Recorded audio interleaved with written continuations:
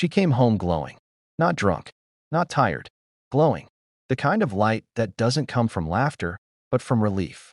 From release. She kicked off her heels at the door. Didn't see me yet. I was sitting on the edge of the bed, the lamp off, the room breathing in shadows. I heard her hum. Soft. Careless. Then she looked up. Her smile froze. Because the bed was wrong. The sheets were stripped. Folded with surgical precision. Mattress bare. Pillows stacked like evidence. And on the nightstand, neatly aligned, her phone, her watch, her lipstick. The lipstick uncapped. I watched the glow drain from her face in real time. "What's this?" she asked. Her voice tried to sound light. It failed. I didn't answer. I just stood and walked past her. Let my shoulder brush hers. Let her feel how calm I was. Behind me, I heard her breath change. That's when I knew. Some actions leave a trail. Tonight, she finally saw it. I had noticed the changes weeks ago. Not the obvious ones. Not the late nights or the sudden gym sessions. Those are amateur tells. It was the precision.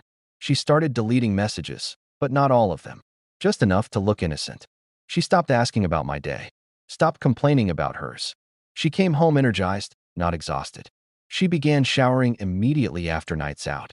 That's when the silence inside me started to grow teeth. I didn't accuse. I didn't beg. I adjusted. Became softer. More distant. Gave her space so wide she mistook it for ignorance. Inside, I cataloged everything. The way she angled her phone away from me. The new passcode. The unfamiliar name that called twice and never left a voicemail. I told myself nothing, until I told myself everything. The night she came home glowing, I had already known for days. I just needed her to catch up. I started small. Phone records. Cloud backups. The things people forget exist because they feel too clever to be caught. I watched patterns emerge. Tuesdays. Fridays. The same number. Same location pings. A hotel we once stayed in for our anniversary. I didn't feel rage. That surprised me. I felt clarity. While she slept beside me, breathing easy, I ordered the confirmation emails. Screenshots. Receipts. I folded the truth into neat stacks, like the sheets she didn't realize I'd washed to remove a scent that wasn't mine. I even practiced my face in the mirror. Neutral. Unthreatening. Empty. Because empty is terrifying. The evidence arrived quietly. No dramatic ping. Just a file downloading while she laughed in the kitchen, telling me a story about a coworker I now knew didn't exist. That night, I placed the printouts inside a plain envelope. No label. When I handed it to her, I didn't raise my voice. "I think this is yours," I said. She opened it. Her hands started shaking before her mind caught up. "No," she whispered. Then louder. "No, this isn't." I watched her read her own life back to herself. The dates. The room numbers. The messages she thought were gone. She looked up at me, eyes wet, mouth open, waiting for anger. I gave her none. "How long?" I asked. She collapsed into the bed. The bare mattress. Like the absence finally registered. "I was going to tell you," she said. That's when I smiled. "Of course you were." I told her I already knew about him. That I'd met him. That was the lie. But it worked. Her face broke in a way that was almost artful.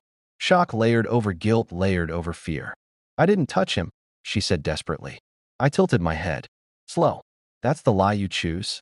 She sobbed then. Apologies spilling like currency suddenly worthless. She reached for me. I stepped back. "I didn't do this to hurt you," she said. "I know," I replied. "You did it because you thought you wouldn't have to feel it." That was the moment she realized this wasn't a fight. It was an ending. I told her I'd already filed the paperwork. That the accounts were separated. That the locks would change in the morning. I hadn't raised my voice once. She begged. She promised therapy. Transparency. A new start.